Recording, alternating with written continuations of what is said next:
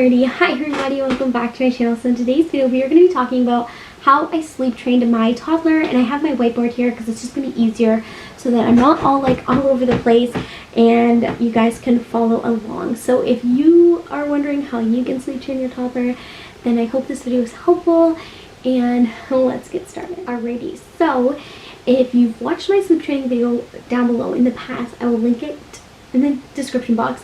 But yes, I did try to sleep train my daughter before, but I wasn't following all the proper guidelines. I was kind of just doing it myself. I knew kind of the basis of it, but I really didn't have a lot of information. So, excuse me. If you didn't know too much about my daughter, I'll do a quick background. So she was a pretty good napper or sleeper during the night. Like, she would eat and then go back to bed. She wasn't the greatest at naps, but bedtime was pretty good, and so we made it work. And then about probably 9 months old, I talked to my one of the nurses that comes to the early years center, and she said by like 7 months old they should be sleeping through the night, they're eating solids, things like that. And that was not the case for Elizabeth. And I was going back to work in a year, and I really wanted to make sure that she was sleeping through the night because I couldn't imagine going to work. I know some mamas do it out there, but for myself, I couldn't imagine going to work and her getting up in the middle of the night. So at 11 months old, after trying the chiropractor, and I bought a book, there was just so many different things I feel like I tried and nothing was working, I decided to give sleep training a go. So the first time around, I'm just going to briefly talk about it. If you want to watch my old one, definitely check it out. But what I did was I would lay her down when she was drowsy, and I would still do my pop-ins, but I would take her out. So I would calm her down and then put her back in, and I think it took like an hour. I mean, this is like multiple days of trying it, but I finally got her to sleep through the night. And I thought, or no, I think she was only getting up once. I thought, oh, this is perfect, like I'll take it, we're getting better. And so she was doing really good at sleeping through the night, and this past December for like a month straight she was doing awesome at sleeping through the night. And I thought, oh, this is perfect, like life is great, all is well. But then she started regressing again, and so when I went back to work, that was the first time she had really regressed, which is totally understandable. But eventually over the months it just got ridiculous. She would get up at for 2 hours, and we were both going crazy. We didn't know what to do. And so this past few months I thought, you know what, let's bite the bullet and get the Taking Care of Babies sleep training program. And so I believe we paid like 260 Canadian dollars. Like, it was expensive, but like I said, I had tried everything and I was desperate. She was 2 years old, she wasn't a newborn, we're gonna be 2 at the time too. I was pregnant, and I didn't want to be up with a newborn in November and with Elizabeth. So we bought the program, and it's 14 days, and I'm going to share with you guys kind of what the steps are that we took and what they recommend. And yeah, so let's start with number 1. So you get the video for 3 months, and you get the paperwork. So you get a booklet, and it's I think 60 pages long, and the booklet you get for as much as you want. Whatever, there goes my lid. So that you don't have a limited on, you can revisit the booklet whenever you want. And I got the last package, so I think it's I say step 3, but I mean package C, and that is for 5 months and up. That's my information.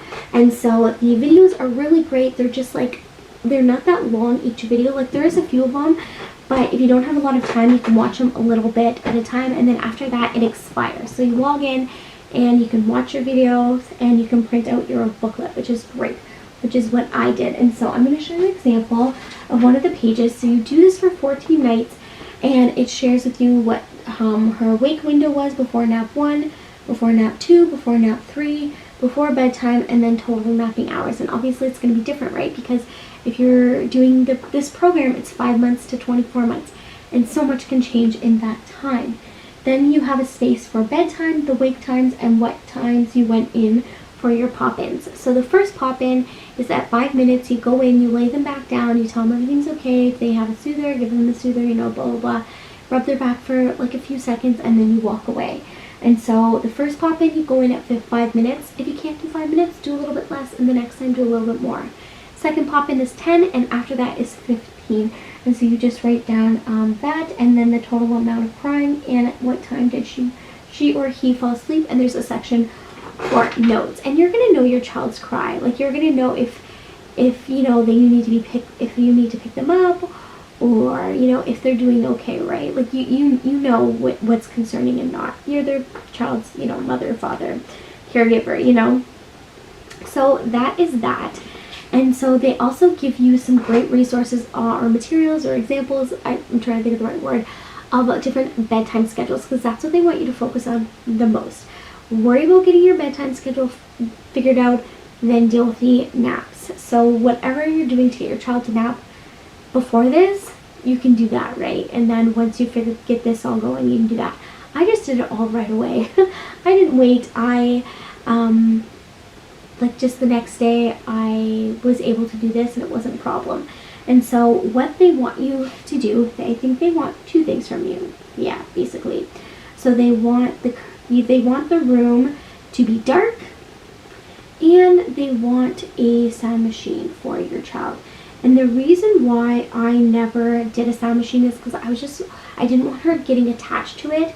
What if something happened to it and I couldn't find another sound like that? I don't know. That was just my thinking. And even though she has a soother and a blankie and other things that she's attached to, right?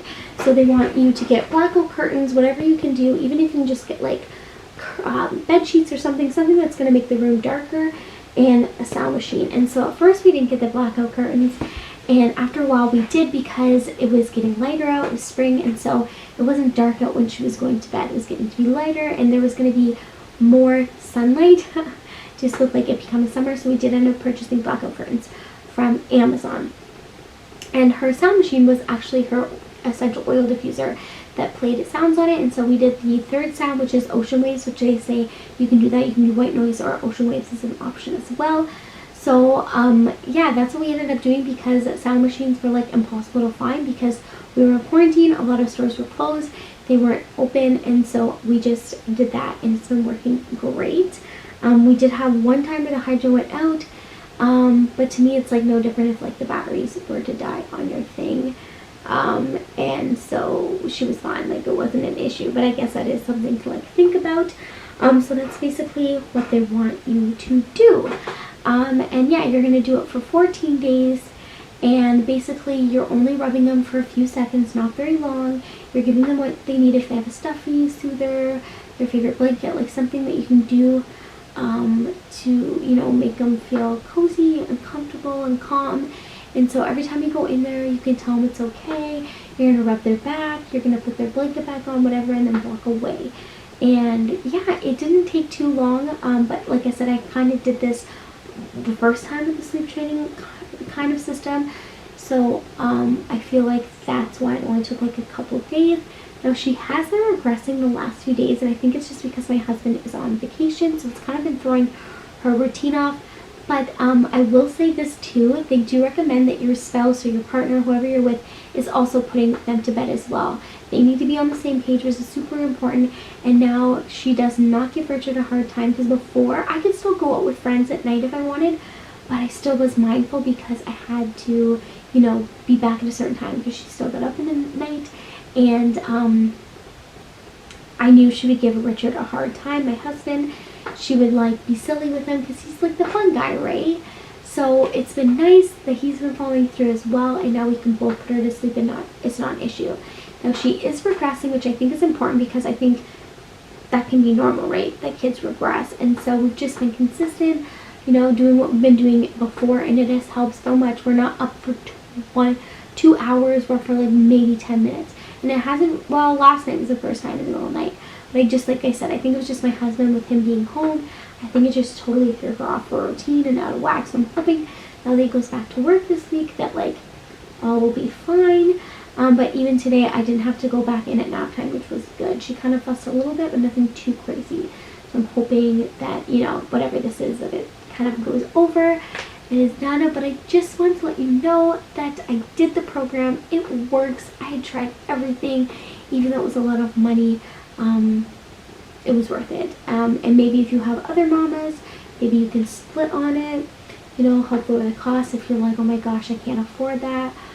But yeah, I do not regret it. She now, like I said, sleeps in the night, and I feel like I have my life back. I'm Ashley, and I knew that when you have a newborn and stuff, that sometimes you just, the time you take for yourself might be like a shower, or, you know, just going to the bathroom by yourself, and that you weren't gonna have a lot of time for yourself, or at least that's what I like told myself. But now I feel like I have my life back, and things are good, and I feel like I get to be Ashley again during some portions of the day, whereas before it was like I just went to work and slept, and yeah, it was not good for my mental health at all. And I feel healthier and happier now, and it's just so great that like we are all able to just put her to bed. We have a really good routine. She's in bed between like 7:40 and 8, and she's up between like 6:40 and 7, which is great. So that is everything for this video. I hope you found it super helpful, and I will talk to you guys in my next video. Bye guys.